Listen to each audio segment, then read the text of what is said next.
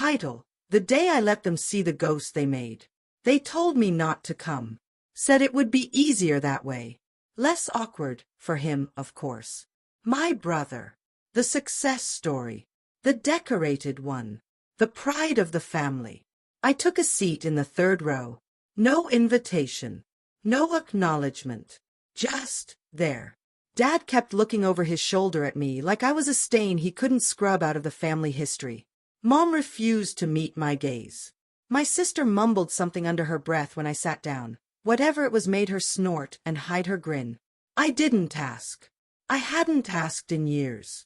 The flags whipped in the wind coming off the ocean as the ceremony began.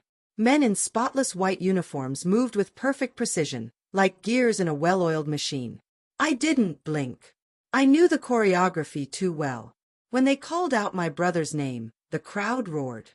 He stood tall, eyes fixed forward, the same barely contained smirk of his just beneath that polished military shell. Then the general stepped forward. A man not easily caught off guard. Not the sentimental type. His eyes scanned the audience casually, until they landed on me. He froze. His lips parted slightly.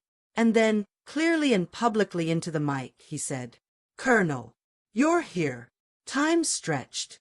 The crowd went quiet. My father's jaw dropped.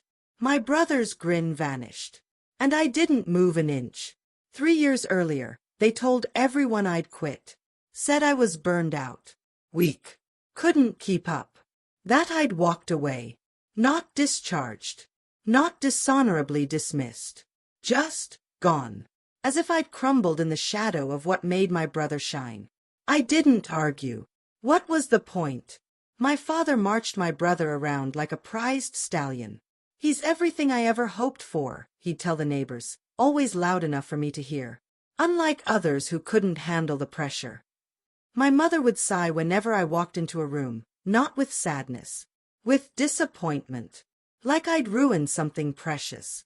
They hung his medals beside mine for a while. A week later, mine came down. He was the hero. I was the failure. That was the version they told.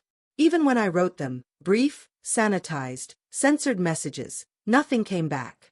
I assumed they were ashamed. But I didn't realize they'd lied. Not until an old teammate called me up one day. His voice was half serious, half wistful. "Didn't know you were dead, Colonel. That's what they told us. Dead. That's what my family had said."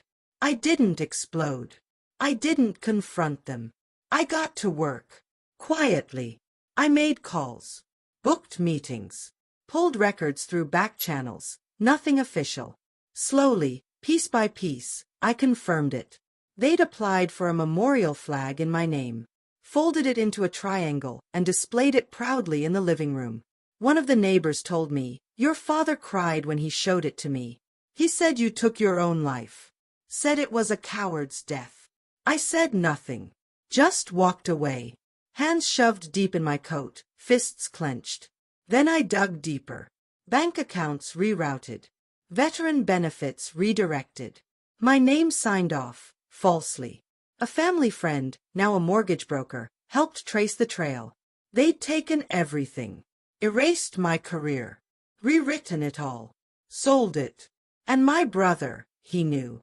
He had to. His application, his security clearance, his rise, it required my silence. My absence. My erasure. So I gave it to him. Until today. I showed up without warning. Sat where they could see me. Said nothing. Let them sweat. At the reception, I moved quietly through the crowd. A shadow. Until General Ridley spotted me. His eyes narrowed, confusion giving way to recognition. "I thought you were," he began. "I know," I replied. "Calm. Clinical." I handed him an envelope. Thick. Sealed. Stamped confidential. "Everything's in here," I said. "Start with the date they reported me dead. Then check the coordinates at the bottom." He didn't ask questions. Just nodded. Later, from a distance, I watched him pull my brother aside. Whispered something sharp. My brother went pale. I didn't smile. They caught up with me in the parking lot. My father's face was flushed, equal parts fear and rage. Mom hovered behind him, wringing her hands. My brother stayed quiet. You, how dare you show your face here? My father snapped. How long? I asked. Just that. How long did you plan it? The fake death, the stolen benefits, the forged records? Was it his idea? I nodded toward my brother. Silence. My mother turned away. I know everything, I told them. And now so does your general. I stepped forward, met their eyes. You used my loyalty, my silence.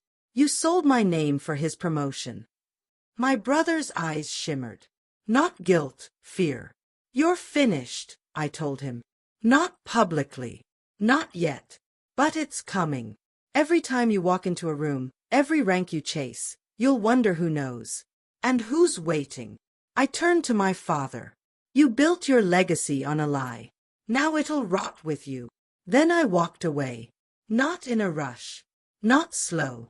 Just forward. They won't speak my name again. Not at holidays. Not at funerals. Not even behind closed doors. Because my name became a weapon, and I handed it to someone who knew how to use it. Let them drown in silence. Let them live under the weight of what they did. I don't need redemption.